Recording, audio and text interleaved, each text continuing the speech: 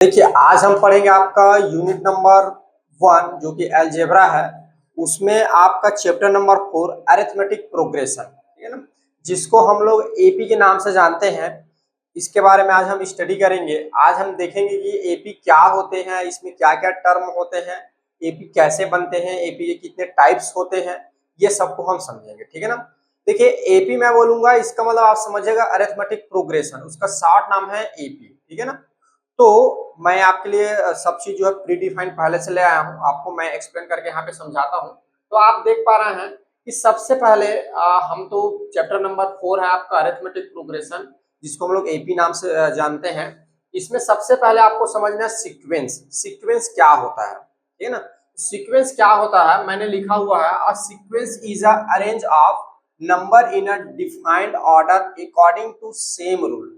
यहाँ पे क्या किया जाता है, नंबर्स को डिफाइन किया जाता है according to the same rule. एक स्पेशल रूल से क्या किया जाता है, उसको डिफाइन किया जाता है। सेम रूल कहने का मतलब सभी में रूल एक जैसे लगते हैं, जिसमें उसमें जितने नंबर लिखे रहेंगे उन सारे नंबर में क्या रहेगा, एक रूल लगेगा।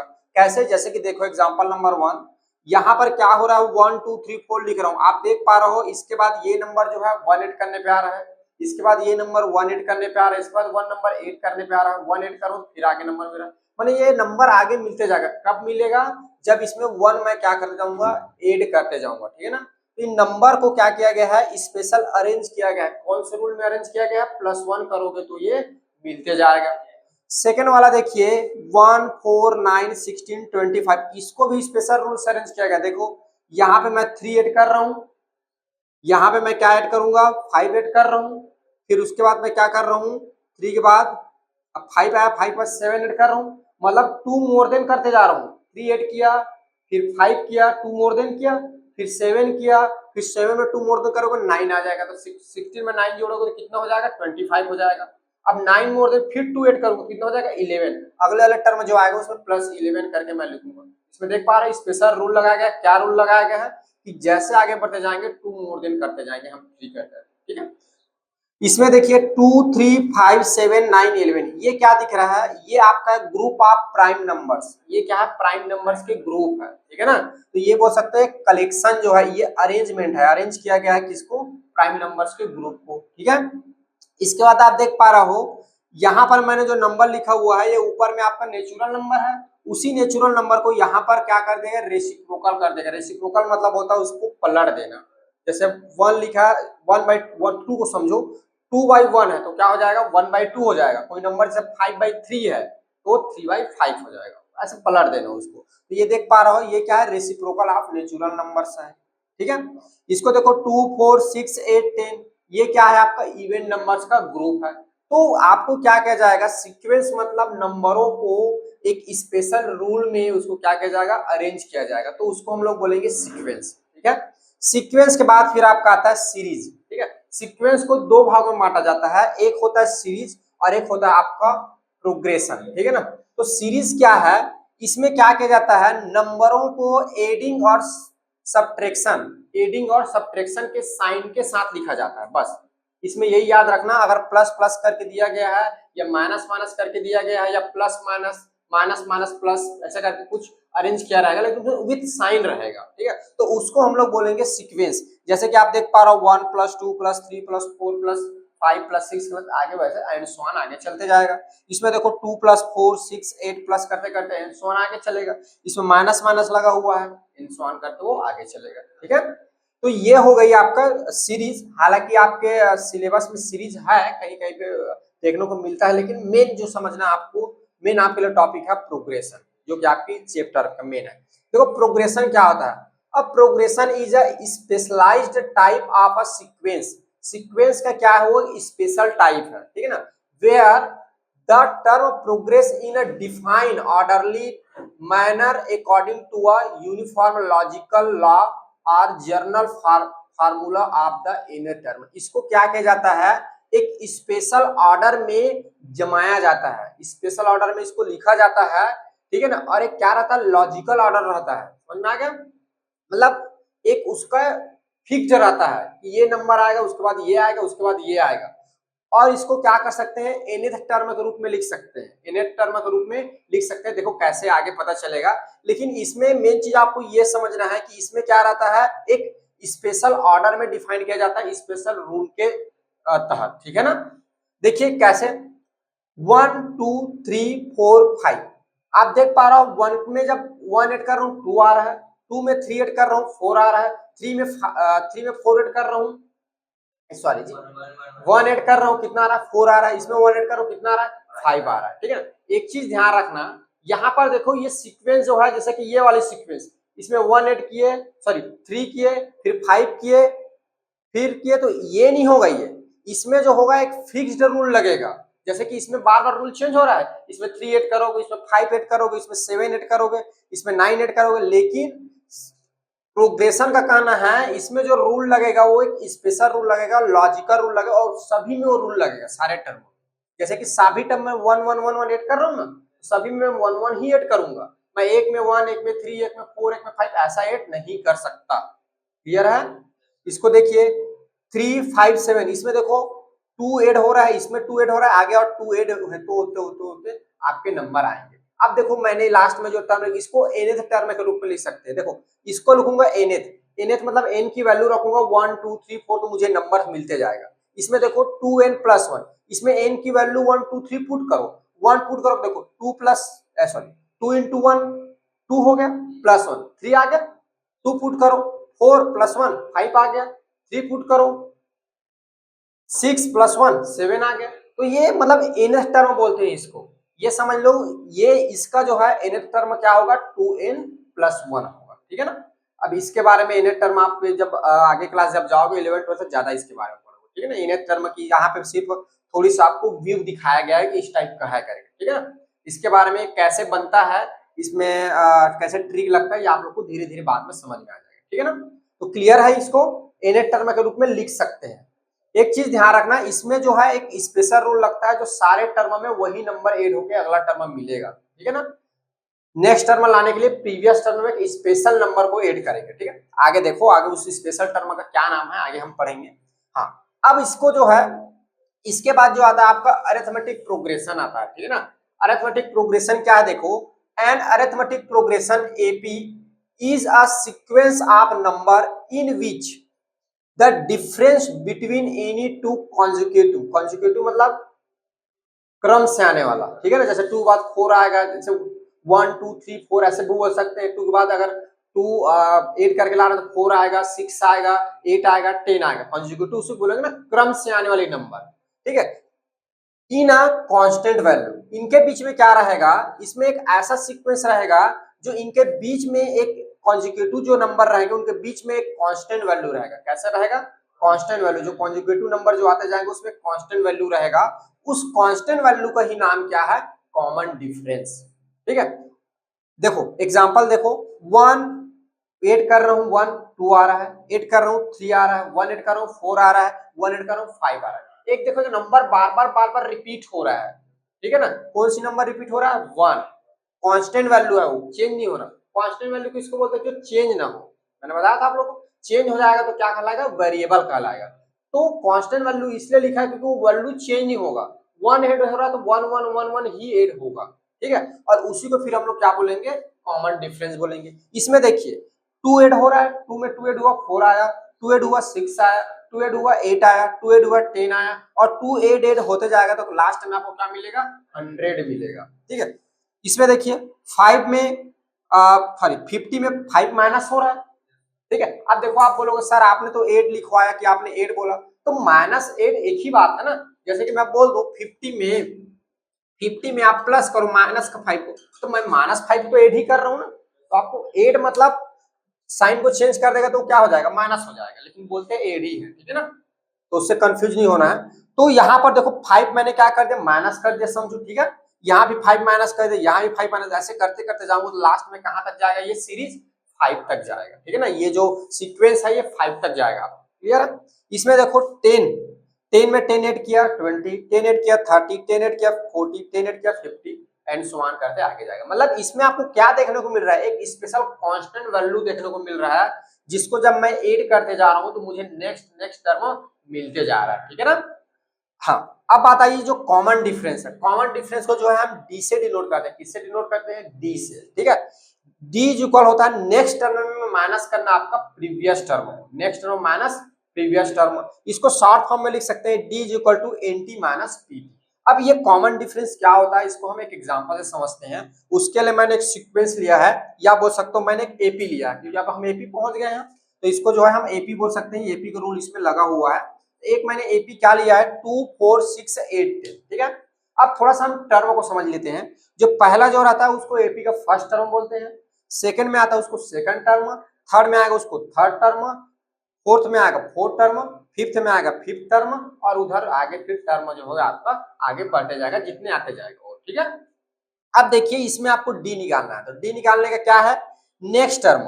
तो पहले किसका निकालना? अगर इन दोनों के बीच में कॉमन डिफरेंस निकालना है 2 और 4 के बीच में, तो मैं क्या करूंगा? Next term. मेरा नेक्स्ट टर्म कौन सा है? 2 और 4 में नेक्स्ट कौन सा है? 4 है, और प्रीवियस कौन सा है? 2। तो मैं क्या करूंगा? इसमें 4 में माइनस कर दूंगा 2 को, यहां मेरा कितना आ जाएगा? 2 आ जाएगा। ठीक है, देखो अब इन दोनों के बीच में अगर निकालना चाहूं तो नेक्स्ट टर्म क्या है? 6, और प्रीवियस टर्म क्या है? 4। ये इसके बीच में डिफरेंस जो है 2 आ जाएगा।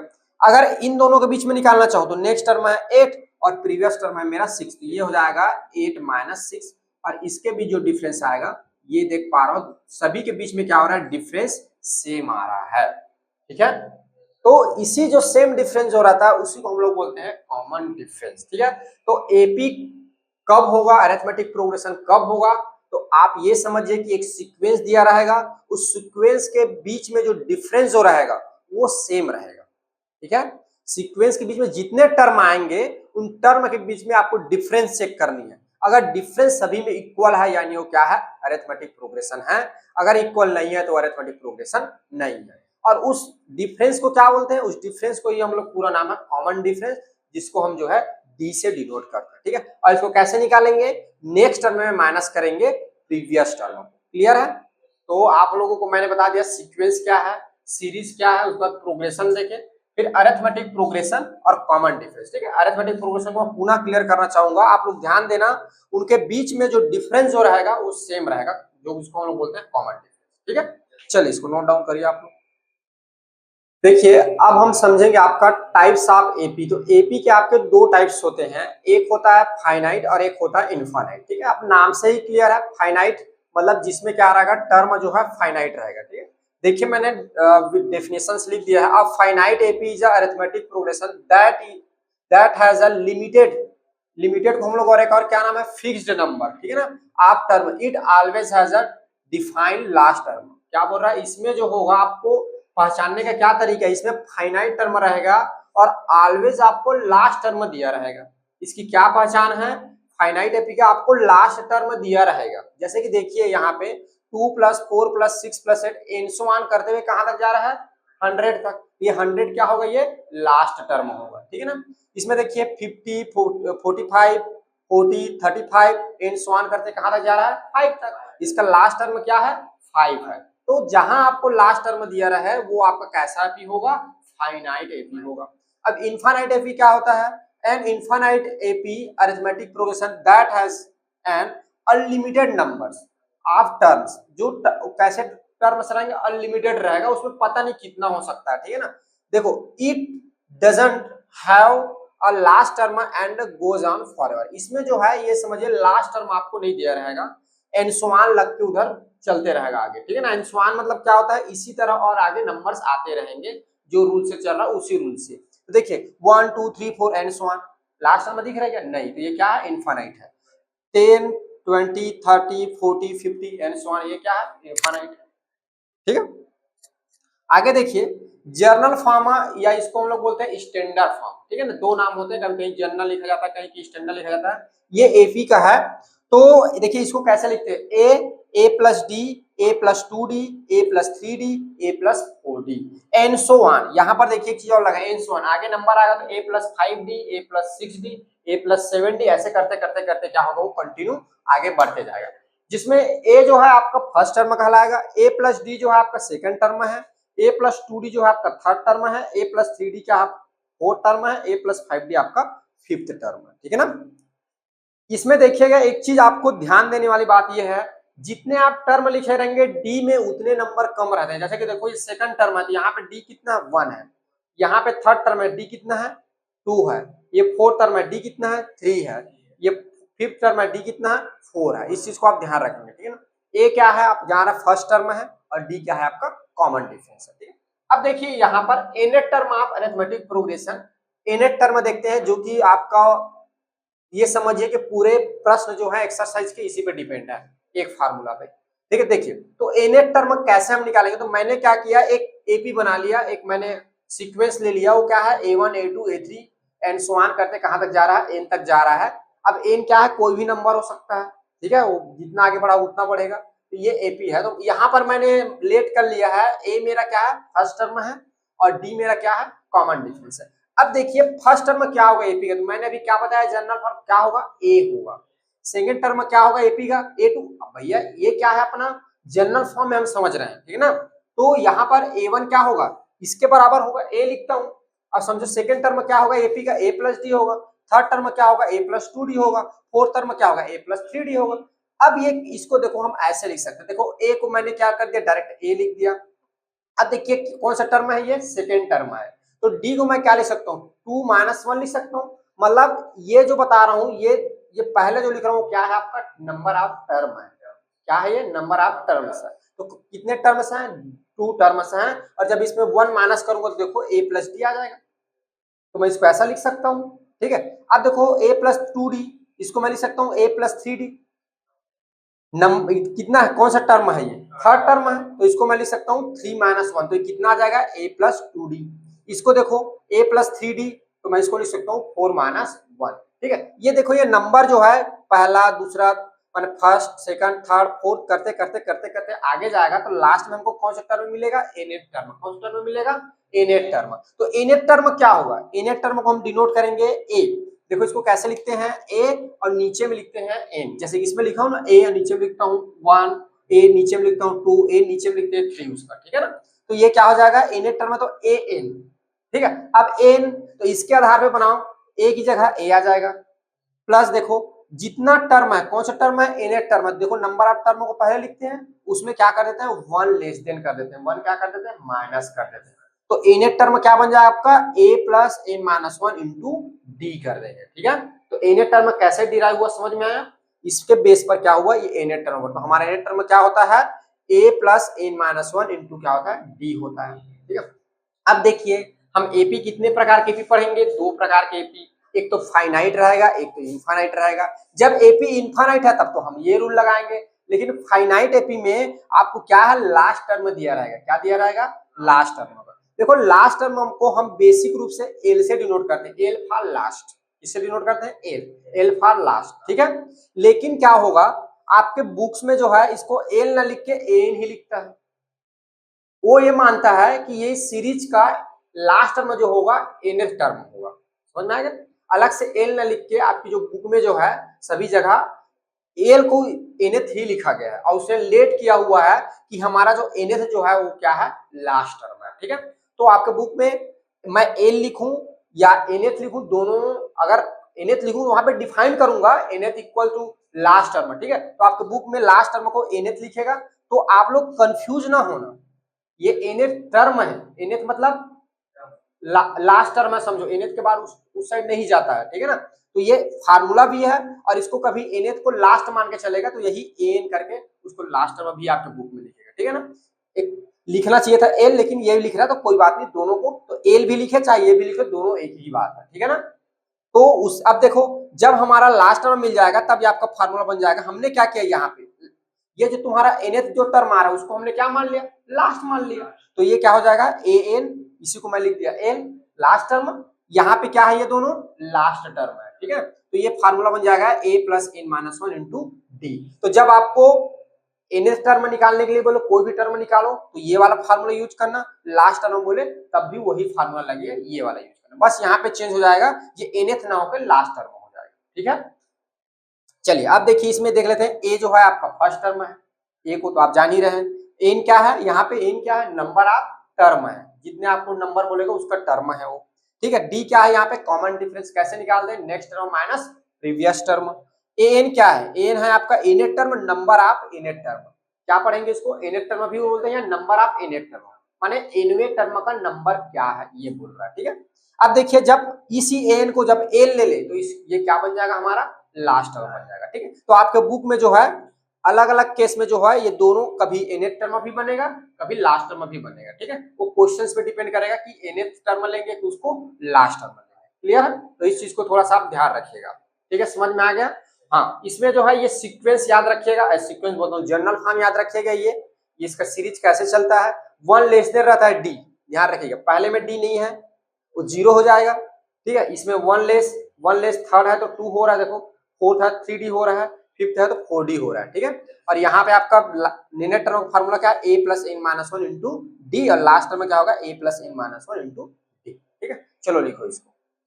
देखिए अगला हम आपके एक्सरसाइज वन जिसे क्वेश्चन नंबर 3 है, find the 10th term of arithmetic progression 9 5 1 minus 3 and so on, और फोर्थ दिया है फाइंड द 40th, ठीक है, 40th टर्म, ठीक है, 40वां जो है टर्म ऑफ अरिथमेटिक प्रोग्रेशन 100, और इसमें दिया हुआ 100 70 और 40, ठीक है। आपको 40th टर्म निकालना है और दिया हुआ है, ये मैंने लिख दिया है पहले से आपको प्री डिफाइन। अच्छा यहाँ पे मैं आपको एक चीज थोड़ा सा लिखवाना भूल गया हूँ, यहाँ पे आप लोग ना नोट करके लिख लेना आप लोग, ये यहाँ पे मैं बीच में लिखवा देता हूँ, ये नोट है, आप लोग कहीं वहां पे लिखो जो कॉमन डिफरेंस यहाँ पे लिखवाया हूँ, ठीक है ना। कॉमन डिफरेंस जहाँ पे लिखवाया हूँ ना वहां पे आप लोग लिख लीजिए, जो कॉमन डिफरेंस जो होता है, ठीक है, ये डी जो होता है ना ये आपका जो है पॉजिटिव होता है, ठीक है, ये पॉजिटिव नेगेटिव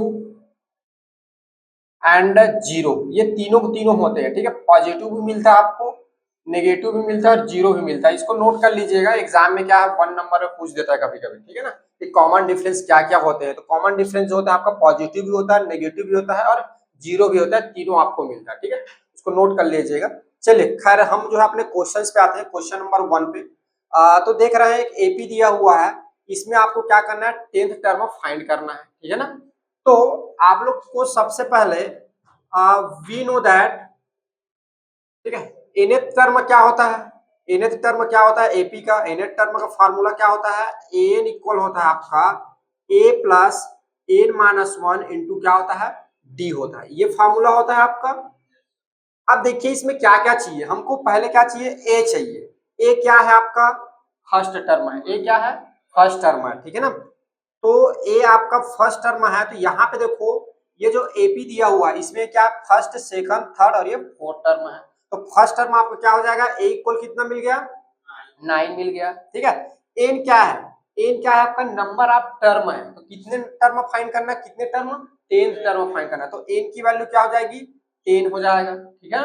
और डी क्या है आपका कॉमन डिफरेंस, तो कॉमन डिफरेंस कैसे निकालते हैं, नेक्स्ट टर्म में माइनस करते हैं आपका प्रीवियस टर्म, तो कहीं पर कभी दो टर्म को ले लो, जैसे कि मैं शुरू का ले लिया तो इसमें नेक्स्ट टर्म में क्या हो जाएगा 5 और प्रीवियस टर्म में क्या हो जाएगा 9, तो इसमें माइनस होगा तो आपका हो जाएगा माइनस का 4 हो जाएगा। इसको भी करके देखो, अगर इन दोनों को ले तो देखो तो 1 माइनस 5 करो कितना आएगा माइनस का 4 आएगा, जैसे कि कोई इन दोनों को लेता है तो माइनस का 3 माइनस का 1 करे कितना आएगा माइनस का 4 आएगा, और भी आप दो टर्म ले सकते हो कहीं कभी, ठीक है। कॉमन डिफरेंस क्या होगा आपका सेम ही आएगा, तो ये सब लिखने की जरूरत नहीं है, सिर्फ एक को लिख दीजिए आप, उतना क्लियर है, ठीक है।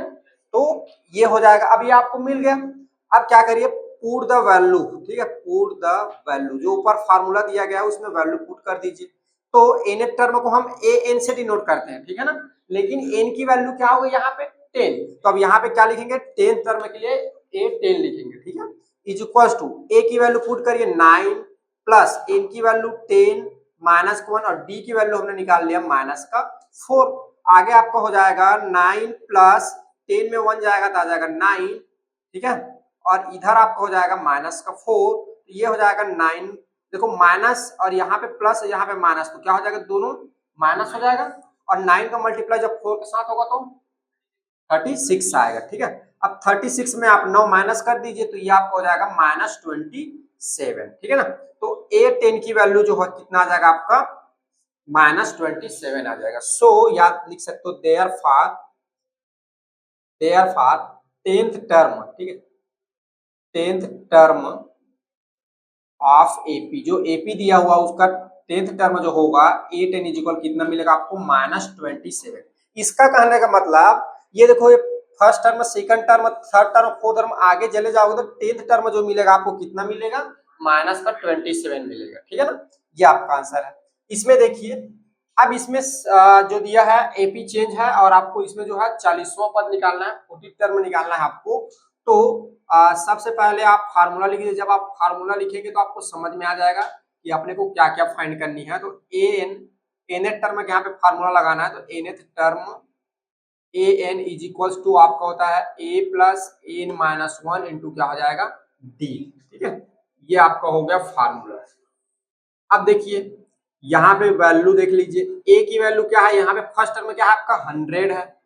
ठीक है, और a कौन सा टर्म निकालना है 40वां, तो ये हो जाएगा 40। ठीक है, और d जो हो जाएगा आपका कोई भी दो टर्म ले लीजिए, जैसे कि मैं सेकंड टर्म को लेता हूँ। ठीक है, यहाँ पे आप ऐसा लिख दीजिएगा शॉर्ट फॉर्म में nt माइनस pt, पूरा पूरा लिखेंगे तब भी ठीक है। तो ये हो जाएगा 70 माइनस आपका हो जाएगा 100, तो ये आपका आ जाएगा d is equal to minus का 30। ठीक है, अब वैल्यू पुट करिए आप। ठीक है, तो a 40 निकालना है आपको ये। ठीक है, तो a की वैल्यू जो है आपका कितना है 100 है, फिर प्लस n की वैल्यू है आपका 40 माइनस का 1, और d की वैल्यू जो है आपका क्या है माइनस का 30। ये तो आगे देखिए, ये हो जाएगा आपका 100 प्लस ये आपका हो जाएगा 39, और ये हो जाएगा -30। तो ये आपका हो जाएगा 100 माइनस प्लस है और माइनस है तो माइनस हो जाएगा, और आप जो है 39 में जो है इसका मल्टीप्लाई करिए, कितना हो रहा है, तो 9 तिया 27 की 7, 2 आ गया, और 3 तिया 9, 9 2 हो जाएगा 11, और ये आपको हो जाएगा 0। ठीक है, तो 100 इसमें माइनस होगा तो 1100 में 100 जाएगा, तो ये हो जाएगा आपका -1070 आएगा। देखो इतना आ रहा है, इतना आ रहा है जी, आप लोग कर रहे हो तो ए 40 की वैल्यू जो होगा इतना आ जाएगा ये। ठीक है, तो दे आर फार ठीक है, कौन सा टर्म पूछा हुआ है 40th टर्म। ठीक है, term of AP is equal to A40 आपका आ जाएगा -1070। मतलब इसमें क्या बोल रहा है, जब आप आगे चलते जाओगे तो 40 वाला जो टर्म होगा, 40 वाला जो टर्म होगा कितना मिलेगा आपको -1070। ठीक है, 1070। ठीक है, ये आपको मिलेगा आपका इसका 40 टर्म। ठीक है, तो इस प्रकार से जो है हम आपका जो है जो nth टर्म की जो वैल्यू होता है उसको हम फाइंड करते हैं, जो आपको बोला रहता है। ठीक है, चलिए इसको लिखिए आप लोग।